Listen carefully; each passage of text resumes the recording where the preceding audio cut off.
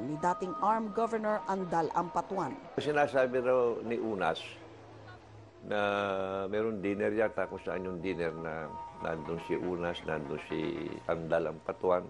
Doon daw sinabi ni GMA na kailangan 12-0. O yun ang ginamit nilang base. Napakahina naman yun. Parang abogado nila. Sabi ni Flaminiano, bukod sa paghiling sa korte ng hospital o house arrest, hihirit ng petition for bail ang dating Pangulo. Naniniwala siyang maaari silang pagbigyan ng husgado na magpiyansa para sa pansamantalang kalayaan ng dating Pangulo. Kung makita ng husgado na makina naman ng yung ebidensya, pwedeng bigyan ng bail. Pwede siya makaalis. Merong presidente yan. Maaaring hindi na raw maging kasing porsigido ngayon ang pamahalaan sa pagharang sa pagpapagamot ni Ginang Arroyo sa ibang bansa dahil may kaso ng nakasampa sa kanyang kliyente. Tumakbo na yung proseso. Kung hindi siya bumalik, pwede na siya sentensyahan. Pag nasentensya siya, wala na, tapos na siya.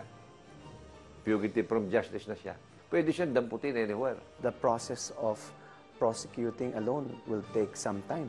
Naniniwala po kami once cases are filed, hindi na babalik yun. Ang paniniwala namin, babalik naman yun, pero hindi po sa panahon at hindi po sa administrasyon po ni Pangulo Aquino.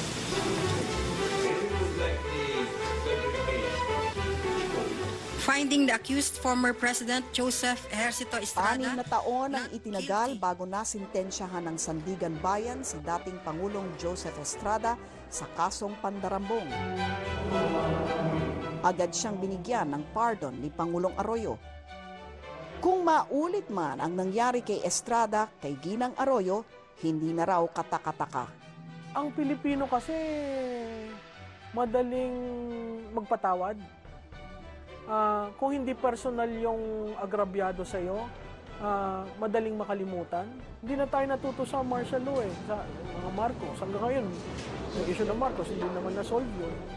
So kung titingnan mo yung historical antecedent bago ni Gloria, wala naman tayo nakikitang leader na nakulong. I hope that this TRO will be respected. Klaro ang instruction sa akin ni Secretary de Lima na hindi siya palalabasin sa airport. Our law enforcers would be constrained to arrest her. She should face all these charges against her. Ngayon, sa araw na ito, dito magwawakas ang pumumunong manhid sa mga daing ng taong bayan. Sa kahuli-hulihan, wala sa palasyo o Korte Suprema ang desisyon. Nasa taong bayan pa rin ang pagpapasya kung paano nating mapananagot ang mga iniluluklok natin sa liderato.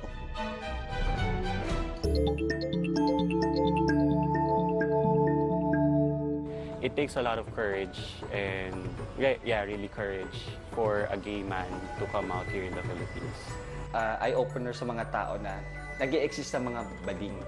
Nandito rin kami para iparating sa tao na meron din kaming gustong i-project o gustong ilatag sa mga tao na kailangan din namin irespeto.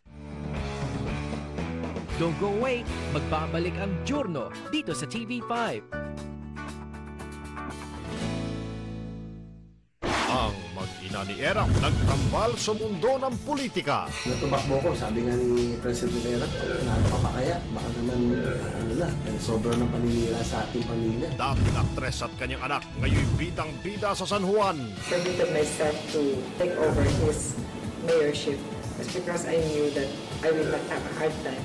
Kasi magaling siyang mayor, everybody knows it. Ang pangalan pa ni Erap ang naging dahilan upang mabuksan ang telon para sa kanila. Desire to help. Okay sa father ko siguro. Pero parang naging buhay na kasi ng mother ko yung politika Paano nga ba nila pinatunayan na kahit hindi sila ang unang pamilya, sa isang bayan kaya nilang manguna? Passion niya is really to be able to help our people. Nagtataka iba kung bakit unbeatable kami. Kumbaga siya nag-alaga na lahat ng ating mga kababayan dito. Kilalanin ng higit pa sa pagiging leading lady ni Asyong Salonga, si Mayor Gia Gomez at ang kanilang anak na si Congressman J.V. Ejercito. Isang muka, iba't ibang pananaw, isang kwento, anggulo. Bukas, bago ang aksyon journalismo sa primetime panalo ng TV5. And now, back to Giorno dito sa TV5.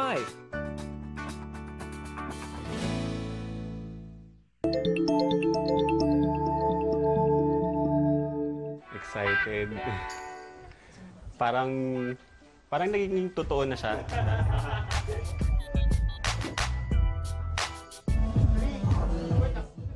Sa kilos,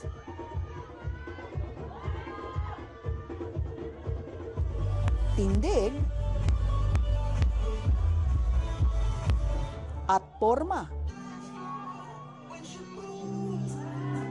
Sinong mag-aakalang ang mga mala-adonis na lalaking ito, contestants pala ng Mr. Gay World Philippines.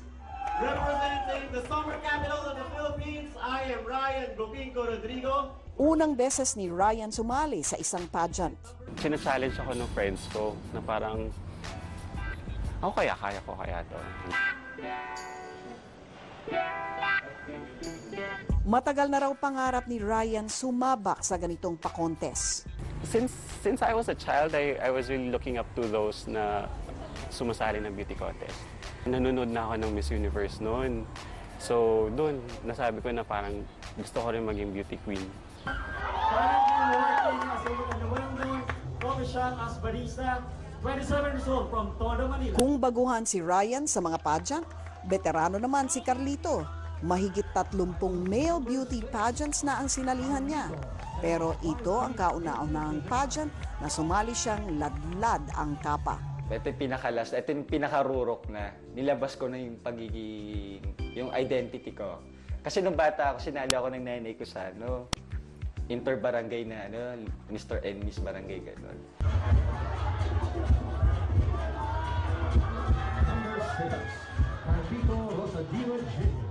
Pero bukod sa pagpapakita ng kanyang kakisigan, may mas malalim na dahilan ang pagsali ni Carlito sa Mr. Gay World Philippines. Tingin kasi ni Carlito, hindi pa rin tanggap ng lipunan ang mga katulad niyang bakla. Eye-opener sa mga tao na nag-i-exist sa mga bading. Nandito rin kami para iparating sa tao na meron din kami gustong i-project o gustong ilatag sa mga tao na kailangan din namin i-respeto. Ito ang naging karanasan ni Ryan. Nag-iisang anak, ngayong taon lang niya inamin sa kanyang ina na siya ay bakla. It takes a lot of courage and really courage for a gay man to come out here in the Philippines. Since I was a child, really, alam ko iba yung galaw ko, iba yung tingin ko sa tao. Noon kasi laging sinasabi na kapag bakla, pang parlor lang, wala kang mapupuntahan, ganyan. Ang paniwalang ito ang gustong baguhin ng organizers ng Mr. Gay World Philippines nang umpisahan nila ang patimpalak. Lagi pa rin nasi-stereotype ang gay as somebody na nagdadamit babae. So yun ang gusto ng Mr. Gay World Philippines, maka-establish siya ng kanyang sariling niche or sariling imahe na meron din naman tayong mga sector ng mga gay na pinapakita nila yung sarili lang nila bilang isang itsurang lalaki, galaw na lalaki. Ibang-iba ang Mr. Gay World Philippines sa mga nakasanayan nating gay pageant sa bansa.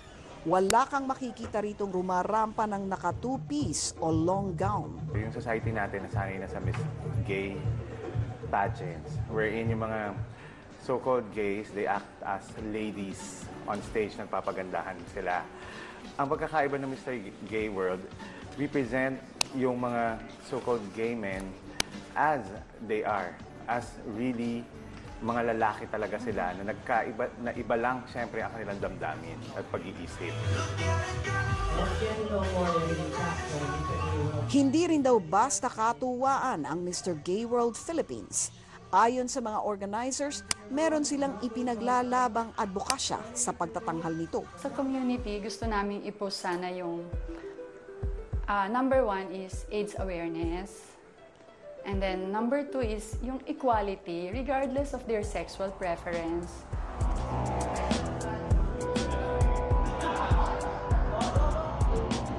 Sa ika-4 na taon ng Mr. Gay competition sa bansa, aminado si Noemi na marami pa rin silang pagsubok na hinaharap. Isa pang challenge namin yung pagkuha ng candidate. Siguro kahit sino, napakahirap na ipaalam mo sa buong mundo na gay ka, especially sa family mo. Kumpara noong nakaraang taon kung saan may 15 sumali, bumagsak sa 6 ang mga contestant ngayon.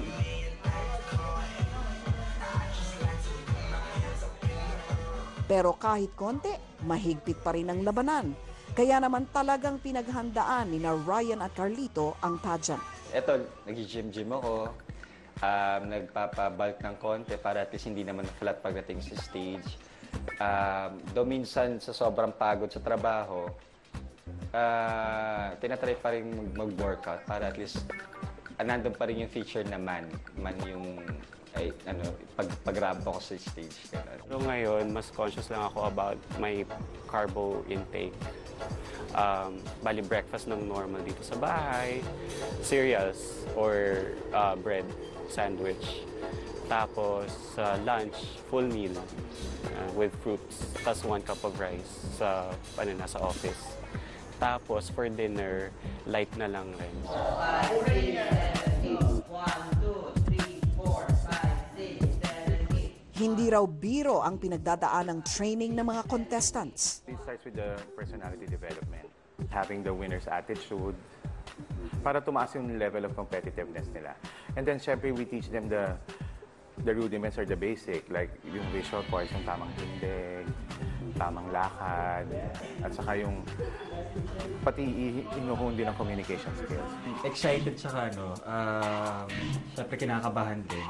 So nandun yung pressure saka yung tension lahat mamaya. Ramdam ng mga contestants ang kaba at excitement pagkatapos ng pinakahuling rehearsal.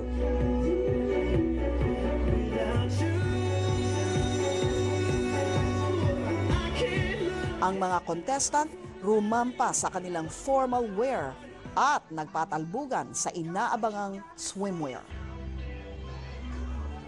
At syempre, nagpatalinuhan sa question and answer.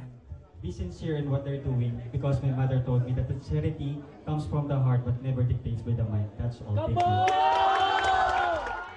Kabado ang mga contestant kung sino ang tatanghaling Mr. Gay World Philippines 2012. Ngunit ang nagwagi,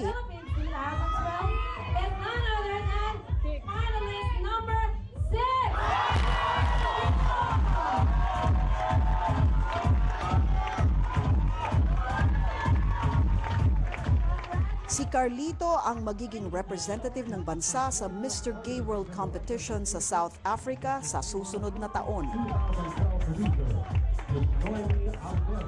Sobrang saya. So hindi ko mix emotions kasi apat kami may isa nung competitor na sobrang kinakatakutan. Eh, sabi ko, kung hindi mo na tawagin, thank you din. Kung tawagin, mas thank you. Parang gano'n. Hindi man nasungkit ang titulo, para kay Ryan, hindi dito nagtatapos ang lahat. Masaya experience. Masaya talaga. I'm sad. Siyempre, I hope for the title. I hope for something. Pero definitely, hindi ito yung end. So, maraming pa akong gusto gawin kahit na wala sa akin. Sa patimpalak ng kagandahan, hindi na lang daw pisikal na anyo ang dapat gawing batayan. Dahil ang kanilang tunay na ganda sa loob nakikita. Magandang gabi po sa inyong lahat. Ako po si Lucy Cruz Valdez, ang inyong Giorno.